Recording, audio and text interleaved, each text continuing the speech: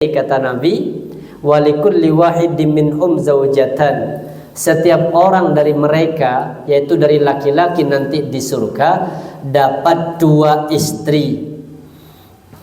Saking cantiknya, yura mukhosaki imami wara'il lahmi minal usni. Saking cantiknya kata Nabi, sampai sumsum betisnya dapat dilihat. Usi apa cara ndelok sumsum itu? Saking apa? Bening, glowing. Sumsum betis itu kan ada di dalam tulang, itu lo kelihatan. Saking apanya? Saking minal husni, saking indahnya. Nanti kalau sudah masuk surga, la ikhtilafa bainahum, tidak ada perselisihan di antara mereka. Wis gak ada namanya cemburu, gak ada namanya iri, wis gak ono wong ngrasani tonggone di surga. La ikhtilafa bainahum wala tabaghud qulubuhum. Sudah enggak ada lagi namanya orang yang marah pada orang lain, wangkel pada orang lain. Sudah enggak ada. Bahkan apa? Qulubuhum qalbun wahidu. Hati mereka menjadi satu hati nanti di surga. Artinya apa? Orang di surga itu hatinya sama. Terus gak mungkin mbak iku yo. Gak mungkin mbak iku mbak iyo. Wis gak ada iku nanti di surga. Sudah jadi satu. Apa kerjaannya di surga? Yusabbihunallah bukrata wa ashiya. Mereka bertasbih kepada Allah pada pagi dan siang. Terus siapa yang jadi bidadari? Ini kata ulama, al-mar'atus salihatu fid dunya. Jadi yang jadi bidadari itu siapa? Al-mar'atus salihatu fid dunya, yakni az-zaujatu. Jadi yang menjadi bidadari nanti di surga itu adalah istri dari suami yang hidup di dunia. Takunu khairan minal huril ain, akan menjadi sebaik-baik bidadari di surga. Sudah paling cantik, paling indah, paling bagus. Wa adyabu arghabu li zawjiha, lebih harum dan lebih dicinta oleh suaminya. Jadi kenapa kita ngaji? Agar benar kita. Setelah benar amal kita menjadi bagus, setelah bagus diterima, nanti kalau masuk surga jadi apa? Bidadari. Bahkan bidadari surga yang asli itu kalah indah, kalah cantik, bahkan di bawah jenengan ibu. Lebih harum, lebih disayangi oleh suami. Kenapa? Fa innan Nabi sallallahu alaihi wasallam akhbara anna awwala zumratan tadkhulul jannah ala mithli suratil qamar latal badar. Karena Rasulullah pernah menggambarkan bahwa orang yang pertama kali, rombongan pertama kali masuk surga itu wajahnya nanti mengeluarkan apa? Sinar seperti sinar terang terang bulan sih. Terang bulan itu rata apa? Kosong. Apalagi ketutup meses, bukan terang bulan. Apa? Lailatul Badri, yaitu malam purnama. Jadi pernah lihat tanggal nanti. Jadi kan pas tanggal 15 apa? Malam itu, jadi kan lihat ke langit. Terus pokok delok apa bulan itu. Ya Allah, wajahku nanti kayak gini.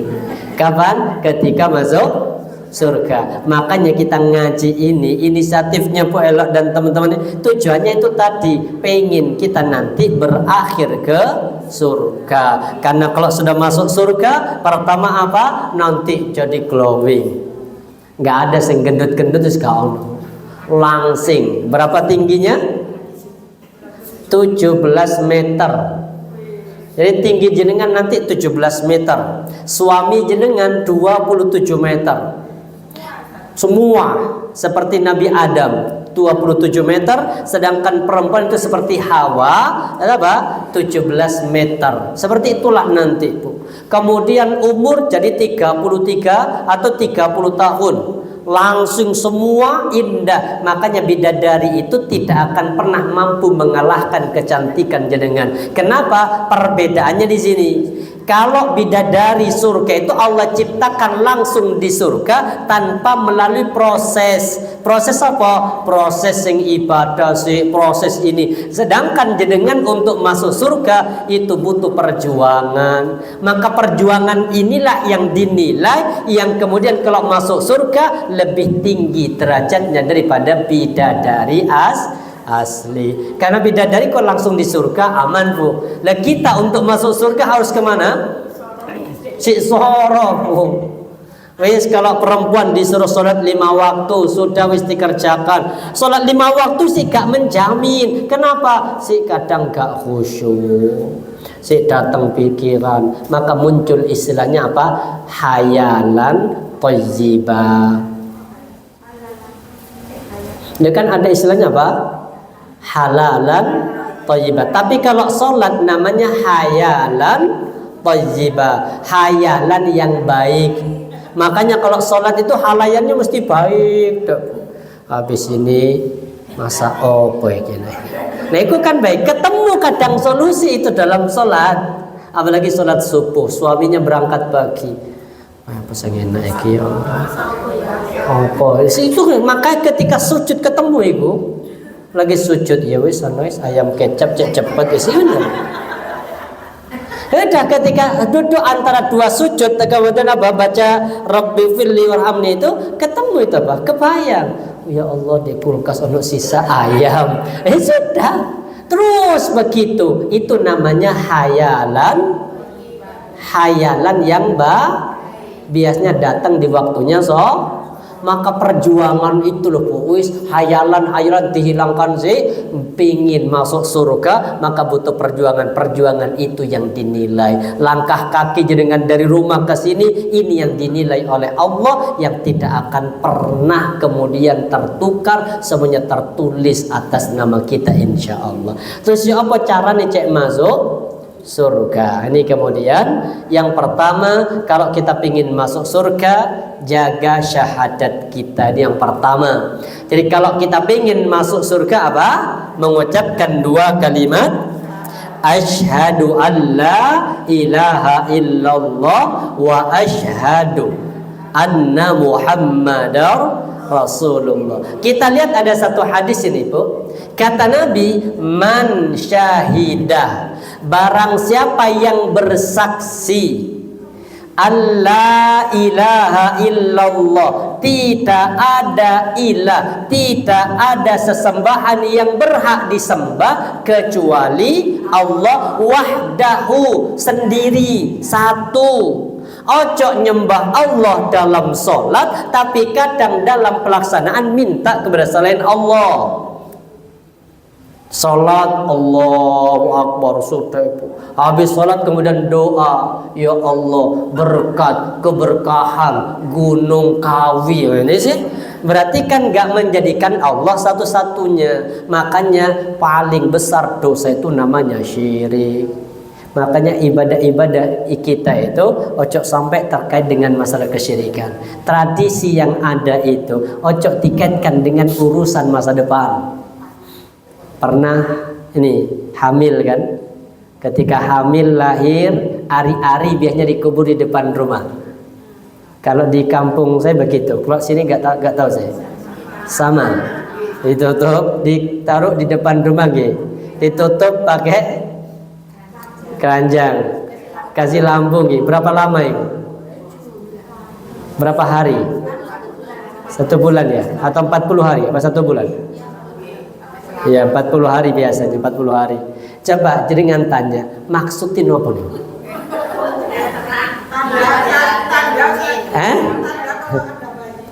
Enggak. Versi kita, versi jenengan, versi yang apa? Jenengan paham itu apa?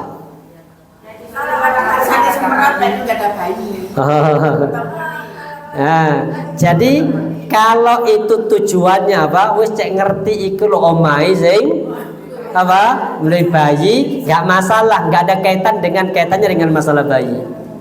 Tapi kalau kemudian dikaitkan, ada yang meyakini begini bu, apa wis dikai keranjang sampah ditutup kasih lampu biar apa, biar terang jalan hidup anak ini. Jadi kalau ada orang yang melakukan itu Pertama gini, jangan dikaitkan dengan masalah urusan keyakinan. Kadang orang juga sama Ibu. Apa? Pindah rumah. Ketika pindah rumah itu apanya dihitung? Dikolai hari sing wapi tilingkari, kemudian ketemu pindah rumah yang paling bagus tanggal 27 Rajab. Pas apa? Malam apa Rajab itu?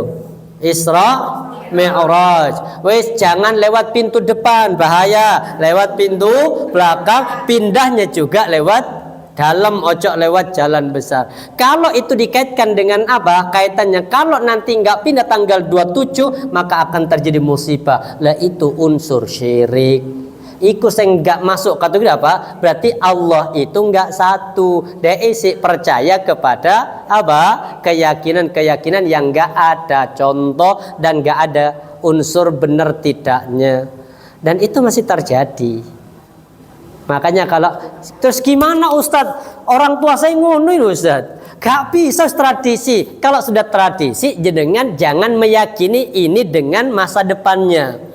Wes sudah, kenapa pindah pada tanggal 27? Ya wes karena malam 27 itu apa? Malam pas sepi. Kenapa kok sepi? Wong sing liyane kondangan ke acara Isra Mi'raj, aku tak pindah. Gak kelihatan sama tetangga. Artinya jangan dikaitkan dengan apa? Tanggal bagus ataupun tanggal tidak bagus, atau bulan sial. Enggak ada bulan sial. Sama kayak kita di bulan Syuro, wati kabeh. Ya kan? Mau nikah di bulan Syuro Kak? Kenapa enggak berani? Iya kan, itu tadi kan. Kenapa? Enggak wahdah itu si Anfu. Makanya padahal bulan Syuro itu nama aslinya bulan apa? Muharram. Bulan Muharram itu bulan bagus. Ada arba'atun hurum, ada 4 bulan yang dihormati oleh Allah. Apa 4 bulan haram itu? Dzulqa'dah. Habis Dzulqa'dah, Dzulhijjah. Habis Dzulhijjah, Muharram. Sama satu lagi, Rajab. 4 ini bagus nih, hari baik. Termasuk di dalamnya Syura itu namanya Muharram, diambil dari kata Asyura. Asyura itu artinya 10. Artinya di bulan Muharram tanggal 10 kita puasa. Puasanya namanya puasa Asyura. Orang Jawa wangil bilang wangil, maka aniti kuat dadi maka maknanya berubah menjadi ikan hiu. Surabaya. Gambarin apa niku? Nggih, Surabaya gambarnya apa? Hiu sama buaya. Berarti orang yang meyakini Syura itu bulan sial takut dicaplok ikan. Enggak ada kaitannya.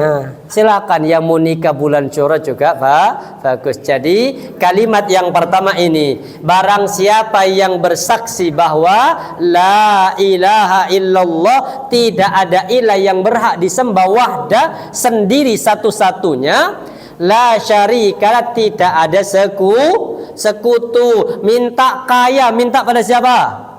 Minta pada Allah. Kemudian apa? Mau berdagang, minta sugih kepada Allah. Jangan make apa? Pesugihan. Ada pesugihan itu. Kerja sama siapa pesugihan? Sama setan. Setan diajak kerja sama, Bu. Mesti ditipu. Makanya apa? Syirik ini. Yang kedua, wa anna Muhammadan abdu wa rasuluh, dan meyakini Nabi Muhammad itu adalah hamba Allah dan Rasulnya. Makanya kita jadikan Nabi Muhammad itu sebagai Rasul, utusan. Wong jeneng utusan Allah, apa yang diajarkan Nabi itu yang kita amal. Itu yang benar. Jangan kemudian cinta Nabi momentum pas nunggu maulid. Lek wis maulid iku cinta Nabi kabeh. Saking cintanya kemudian apa? Semua satu kakak, atau bahkan kalau di Madura itu perumah ngadakno maulid. Padahal maulid itu artinya apa? Maulid itu waktu dan tempat lahir. Kemudian ada namanya maulud. Maulud itu bayi yang dilahirkan. Ada namanya mulutan. Makan-makan. Mulutan. Rata-rata maulid diisi dengan apa? Ya iku. Apakah cinta Nabi dilambangkan dengan makan? Enggak, kalau cinta Nabi dikaji secara Rasulullah seperti apa teladan Nabi, contoh, habis itu insya Allah masuk surga. Jadi kalau ingin masuk surga pertama apa? Syahadat. Yang kedua, wa anna Isa Abdullah wa Rasuluh. Yang kedua, meyakini kalau Nabi Isa itu adalah utusan Allah, bukan anaknya Allah. Orang siapa yang mengatakan Tuhan anaknya Allah? Apa namanya? Isa itu anaknya Allah.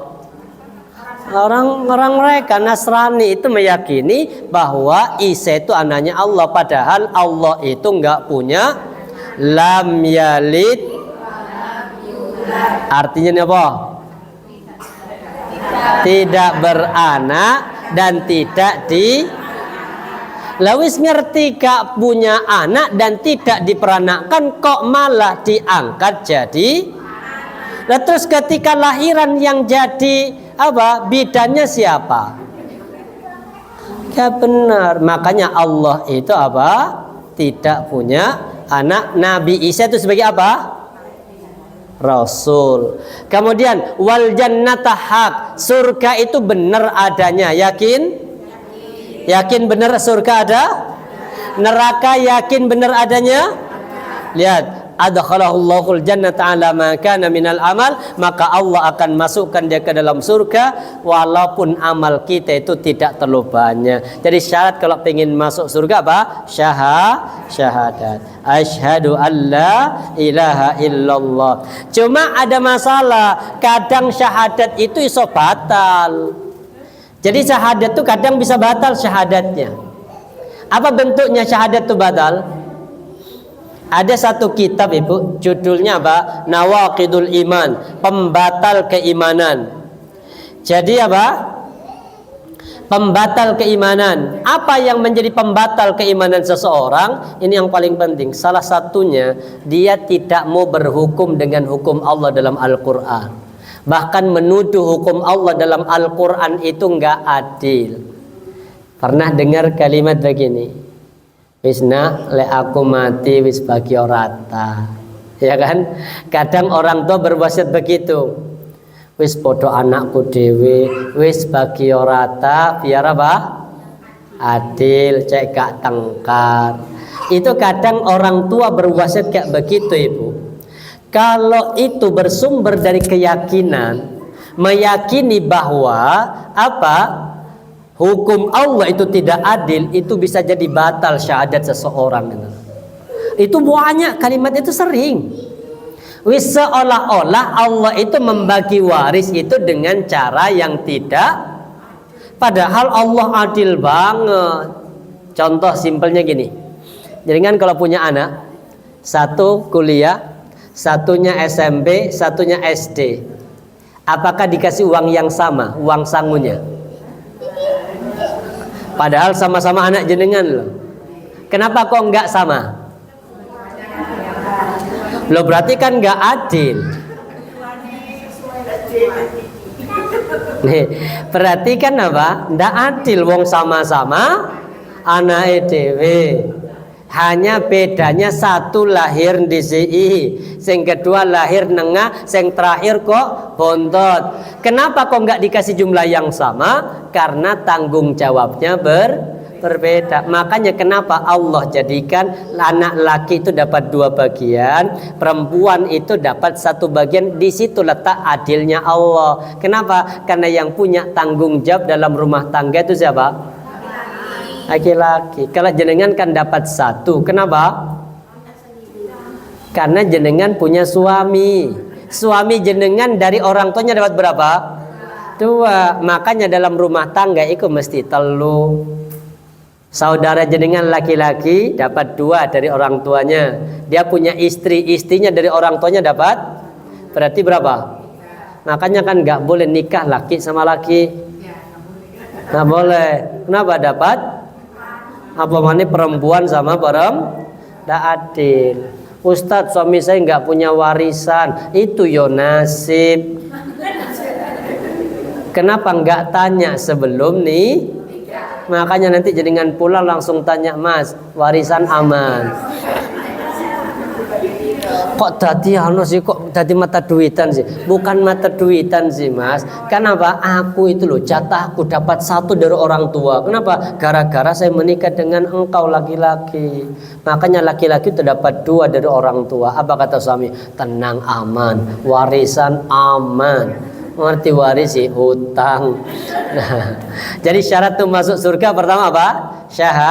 Syahadat. Bahkan subhanallah, ini Bu, ini pentingnya kalimat syahadat sampai batal. Ini kelihatan. Saya bacakan dulu. Jadi kalau orang syahadatnya itu bagus tidak batal, ini yusahu bi rajulin min ummati, kata Nabi, ada seseorang yang terpilih dari umatku pada hari kiamat. Jadi ada orang pada hari kiamat, cek 1, cek. Kok jadi cek Bu? Habis. Cek.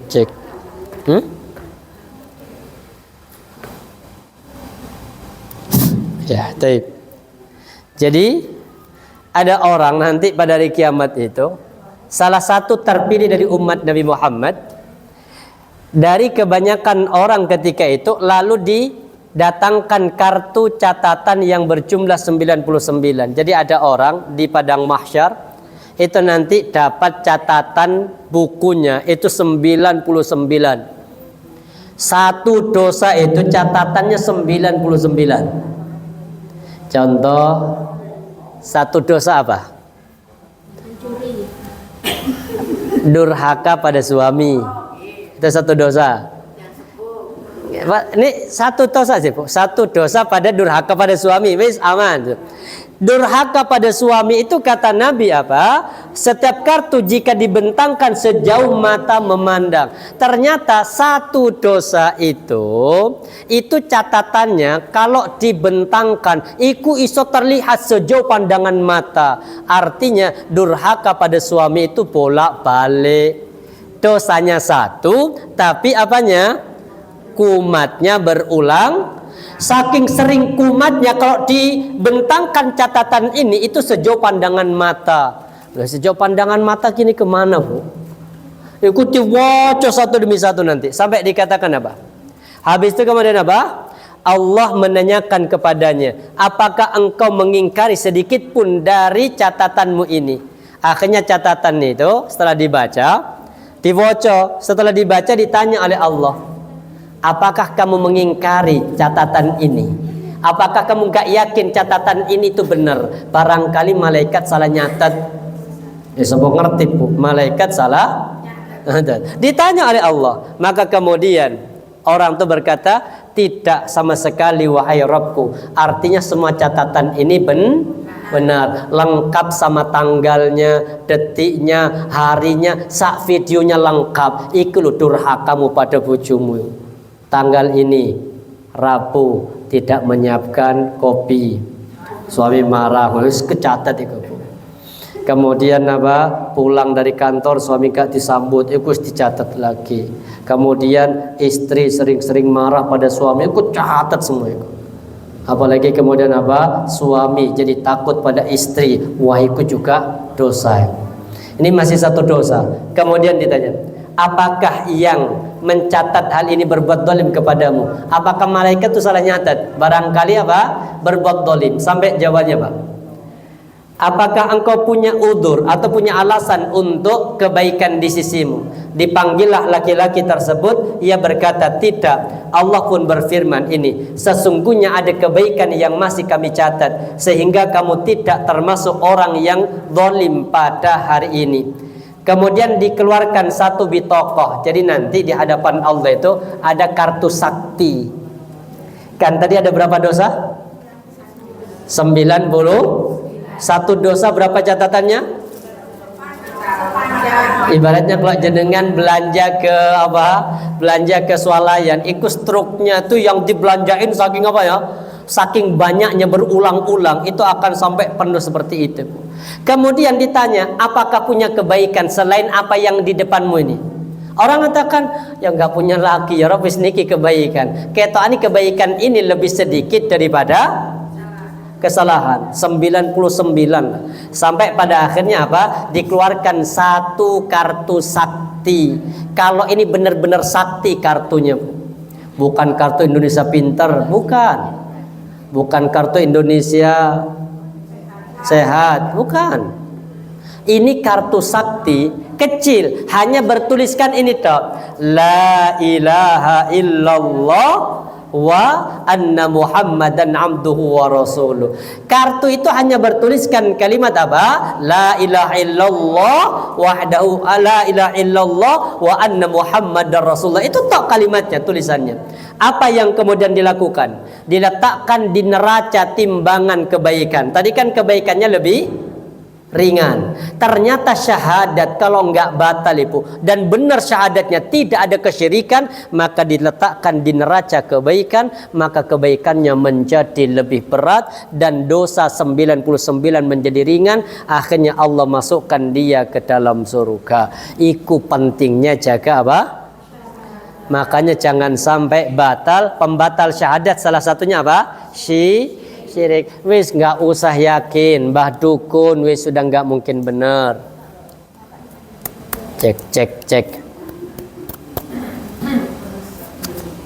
Rusak aja nih. Nggak apa-apa sudah. Jadi apa? Kesyirikan itu harus apa? Dari. Makanya mulai sekarang sesuatu sing keyakinan itu yang tidak berdasar wis gak usah tilaqo. Siap? Insyaallah ya, aman ya. Kemudian ini masih keutamaan syahadat. Bahkan Ibu, orang yang pernah berbuat zina, orang yang pernah mencuri sekalipun, kalau syahadatnya tidak batal, itu masih Allah akan masukkan ke dalam surga. Karena memang kunci surga itu syahadat. Jadi kan kalau sudah bersyahadat, asyhadu alla ilaha illallah wa asyhadu anna Muhammadar Rasulullah, langsung dikasih ini. Nih kunci surgamu, cekelo. Dipegang kunci surga ini. Tapi kunci ini kan belum bisa dipakai untuk membuka. Kenapa nggak bisa dipakai membuka? Karena kunci ini masih berupa batangan besi, belum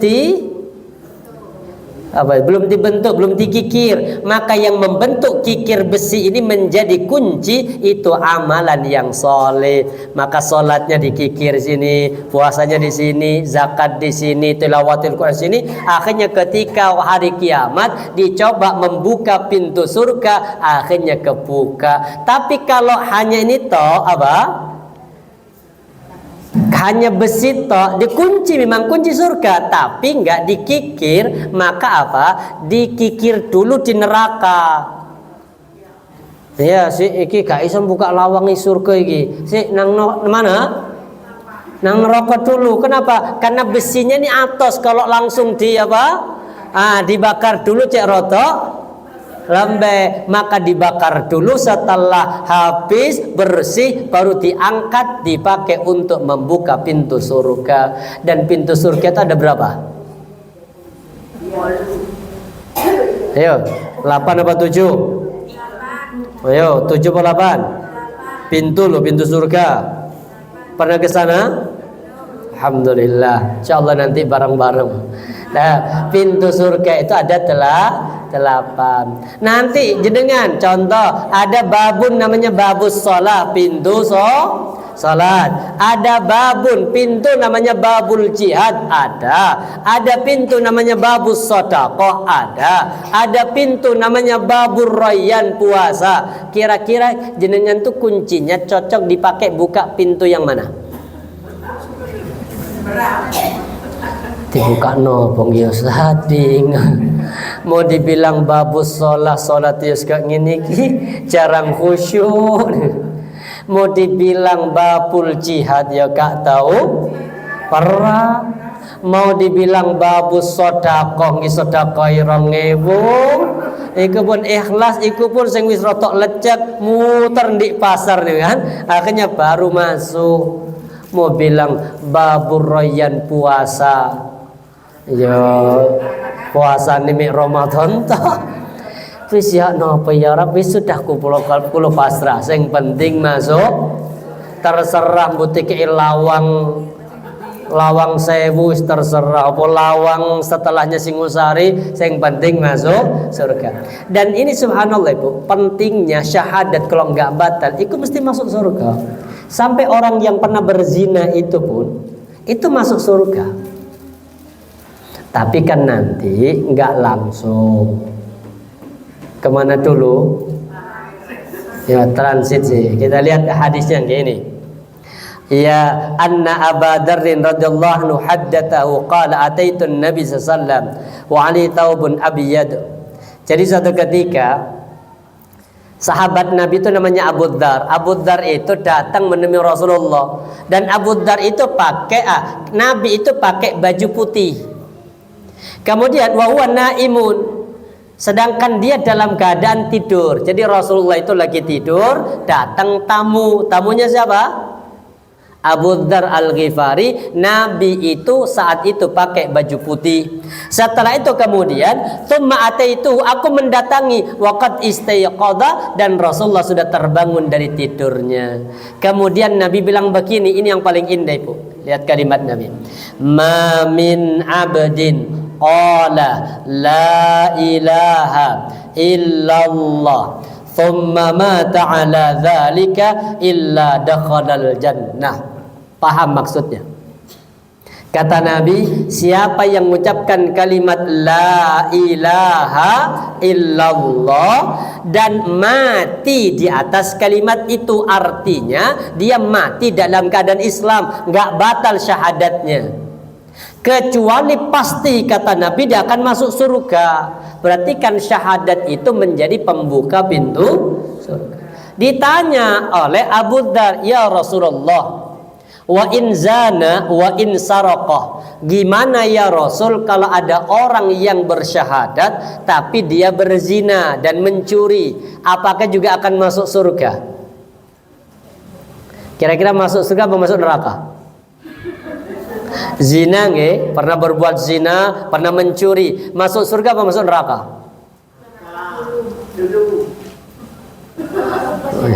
Rasulullah bilang apa? Wa in zana wa in saraqah. Kata Nabi, walaupun dia pernah berzina dan pernah mencuri, masuk surga. Oh ya Allah, saking apanya? Saking sayangnya Allah pada kita, yang penting syahadatnya gak batal, ikut masuk surga. Dibaleni Bu sampai 3 kali. Ya Rasul, la iki zina ya Rasul. Ini mencuri masuk surga. Kata Nabi, walaupun dia berzina dan mencuri, walaupun Abu Dzar kurang puas, karena Abu Dzar itu pinginnya orang lek berzina sama mencuri, walaupun bersyahadat ya melepuh. Itu penginnya, tapi kata Rasulullah masuk surga. Makanya apa? Nabi mengatakan orang yang mati dengan kalimat ya Allah maka dia akan masuk surga. Cuma ini masuk surga itu kadang sih nang neraka dulu. Ini yakhruju qaumun minan nar, sebagian manusia keluar dari neraka. Berarti kan masuk surganya itu ada yang langsung, ada yang mampir. Jenengan pengen yang mana? Sama, kita berharap semoga langsung, wis gak mampir-mampir. Gak apa-apa Ustadz, mik sehari. Nah sehari di sana itu setara dengan 1000 tahun kita hidup di sini. Lah bayang sehari setara dengan kita umur berapa tahun hidupnya? 60, 65, 70 nih seketane sesuai, apalagi kemudian apa? Kena tagihan listrik, kena pajak, kena barang tambah larang, tambah stres. Padahal apa? Di surga itu nanti 1 hari itu setara dengan 1000 tahun. Makanya kaum itu keluar dari neraka setelah ini ba'dama massahum minha syaf'un, setelah mereka itu terbakar. Artinya ada orang yang bersyahadat, tapi kalau bekalnya nggak cukup mengandalkan syahadat, transit dulu ke. Jadi walaupun kata Nabi masuk surga, ya masih ada ancaman apa? neraka. Maka setelah dibakar habis dosa-dosanya, orang itu baru dikeluarkan di neraka, dimasukkan dalam surga. Ketika sudah masuk dalam surga, orang yang gak mampir tadi, artinya yang langsung ke surga, memberi nama fayusamim ahlul jannah, maka penduduk surga memberi nama dengan apa? Jahannami, alumni neraka jahanam. Makanya di surga itu ada perumnas, namanya perumnas jahannami, perumahan khusus untuk alumni. Ini alumni, Bu. Siapa yang bilang alumni? Nah, yang bilang alumni itu sehingga transit, sing langsung masuk surga di CI. Aku nih konco nang tak golek suwe gak ketemu. Setelah sekian tahun atau ribuan tahun ketemu. Ya Allah Mbak, tak putar di surga gak ketemu itu ya alumni. Lah kok ngerti aku alumni? Rotok gosong. Jadi nanti orang itu masuk surga benar. Makanya ini kata Nabi, keluar dari surga itu, ini sedikit ya. Ini keluar dari neraka. Hadis sahih. Amma ahlun nari alladzina hum ahluha. Adapun penduduk neraka yang memang itu ahli neraka, fa innam la yamut, maka sesungguhnya dia tidak mati, fiha wala yahyaun, dan juga tidak hidup. Jadi orang di neraka itu enggak hidup, enggak mati. Nah, terus kenapa? Ini benar, nggak hidup, nggak mati. Mau dibilang hidup ya disiksa terus, mau dibilang mati siksaannya kroso. Terus mau dibilang apa? Ini kata Nabi, penduduk surga itu, penduduk neraka nanti di dalam neraka wis gak hidup, gak mati. Ibaratnya kayak ada orang sakit, Bu. Gak iso turun dari apa? Rumah sakit. Gak apa, mungkin dari tempat tidur. Wes, mohon maaf, buang kotoran di situ, pipis juga di situ, makan di situ. Ini mau dibilang hidup apa? Kayak salah aktivitas. Mau dibilang mati sih? Ani, walakin nasu asabatu menar, akan tetapi mereka nanti apa? Terkena, terbakar api neraka bidzunubihim, dengan dosa-dosa mereka. Artinya penduduk neraka itu nanti kerjanya hanya dibakar dengan panas api neraka. Au qala bi khataya, atau karena kesalahan. Fa amatahum imata. Ini kemudian maka Allah akan mematikan mereka dengan suatu kematian. Jadi setelah dosanya habis, mungkin contoh dosa yang ada di tubuh kita itu apa? Mungkin ini akan habis terbakar selama 3 tahun. Maka setelah 3 tahun orang itu baru mati. Terus setelah mati gimana? Baru ini. Sehingga apabila mereka telah menjadi arang, berarti kan wis gosong, mati sudah, Bu. Kalau tadi kan nggak hidup, Kak. Ketika dosa yang dibakar di neraka sudah habis, jadi apa? Mati. Ketika sudah jadi arang, Nabi diizinkan untuk memberikan syafaat kepada mereka. Akhirnya lewat syafaat Rasulullah, kemudian orang itu diangkat, mereka didatangkan berkelompok-kelompok secara terpisah-pisah, lalu dimasukkan ke dalam sungai-sungai di surga. Tadi kan wis gosong, mati, diangkat. Di apa dulu? Dicuci dulu. Kenapa? Gosong, biar glowing. Harus diapain dulu? Maka dimasukkan ke dalam sungai. Sungai itu namanya sungai haya. Apa? Sungai kehidupan, dimasukkan ke dalam sungai di surga. Selanjutnya dikatakan oleh Allah, wahai penghuni surga, kucurkan air kehidupan kepada mereka. Akhirnya setelah masuk ke dalam sungai, sama penduduk surga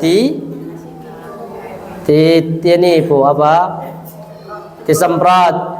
Semprotan itu namanya semprotan sungai kehidupan. Maka kemudian mereka tumbuhlah laksana tumbuhnya benih-benih tumbuhan di larutan lumpur yang dihempaskan arus air. Seseorang di antara sahabat berkata, seakan-akan Rasulullah SAW berada di padang gembala di suatu perkampungan. Jadi orang penduduk surga itu, kalau memang dia menjadi penghuni neraka dulu, dimasukkan dulu ke dalam neraka. Jadi penduduk neraka yang tadi apa, penduduk surga tadi yang menggawa pahala syahadat, itu apa?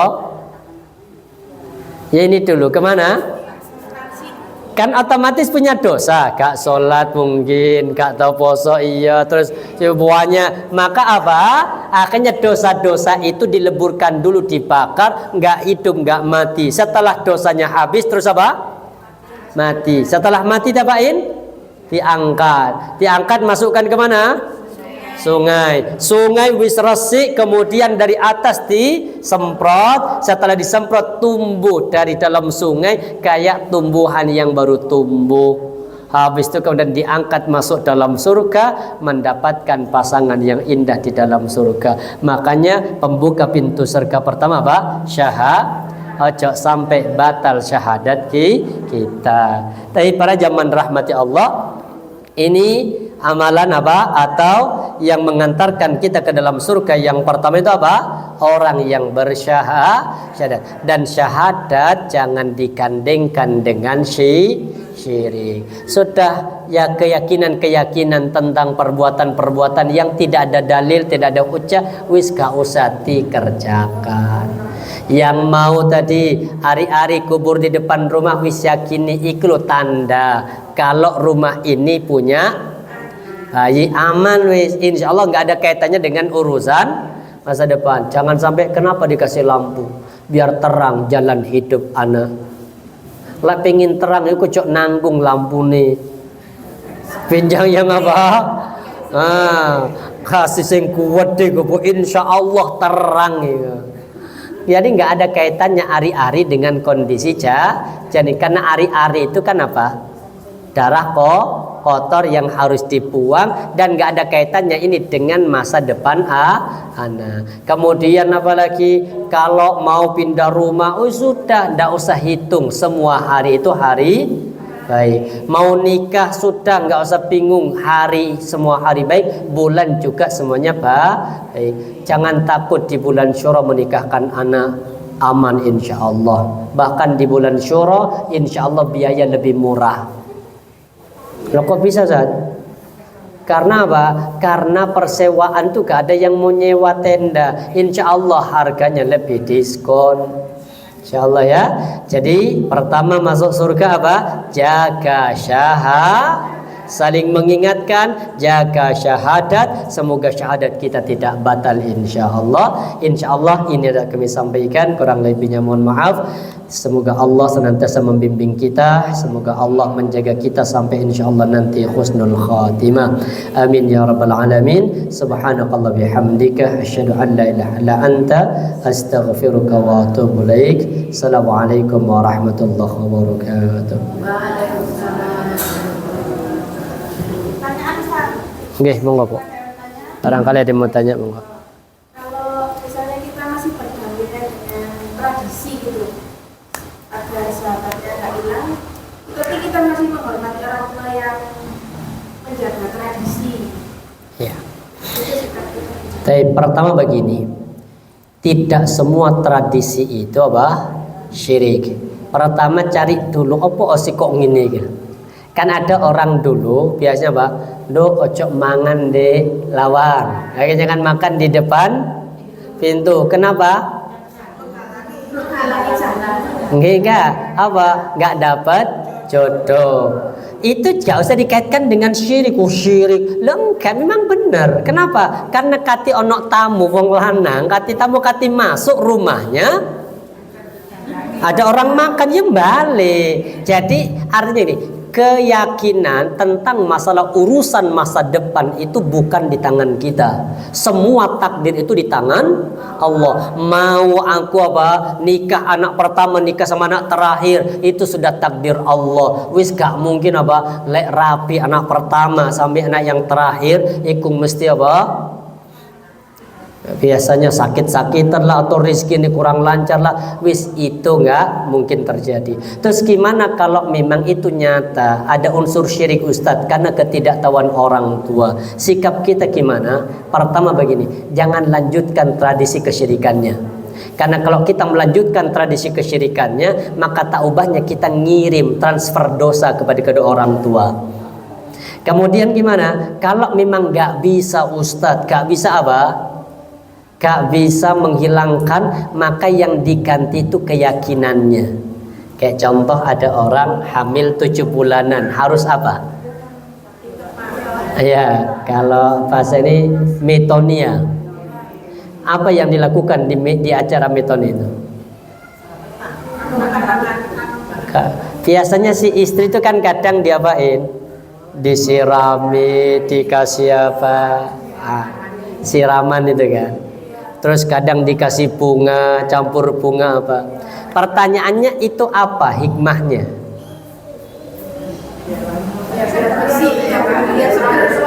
Ya, lek seger iku wangi, kok pertama disabuni, Bu.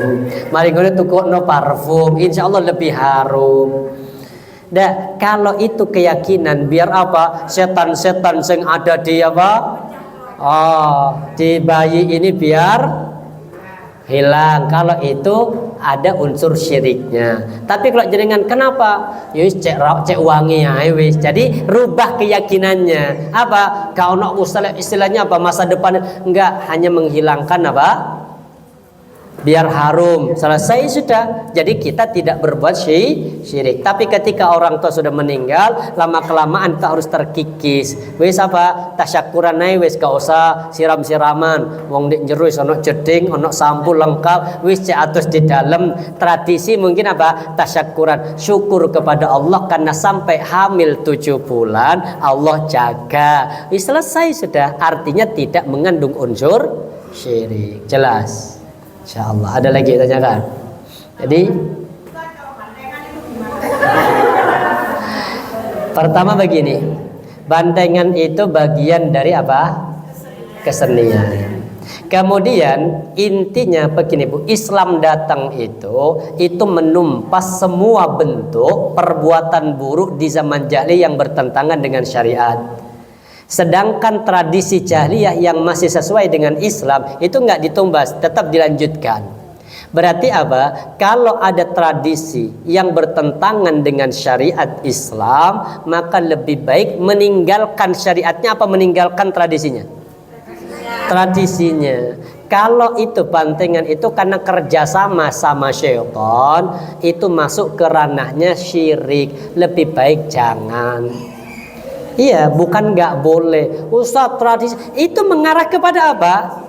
Syirik. Kenapa? Karena kerjasama sama jin, kerjasama sama syaitan. Maka nanti ibu, ketika orang sudah terbiasa, syaitan sudah bersemayam di dalam tubuhnya. Nanti ketika mendengar musik itu langsung jadi. Ketika dia sholat mendengar ayat-ayat ruqyah, dia kemudian apa?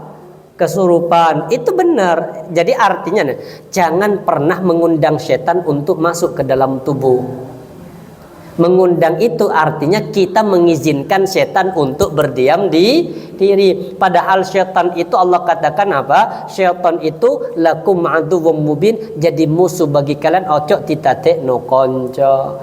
Makanya orang haji setelah wukuf di Arafah itu bergeser melempar jumroh. Apa simbolnya melempar jumroh? Melempar setan. Kata setan, ampun di kini dilempar tapi kun di Indonesia tadi.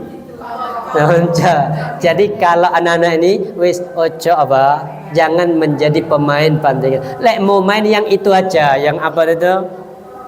Yang bawa ininya toh, apa namanya itu?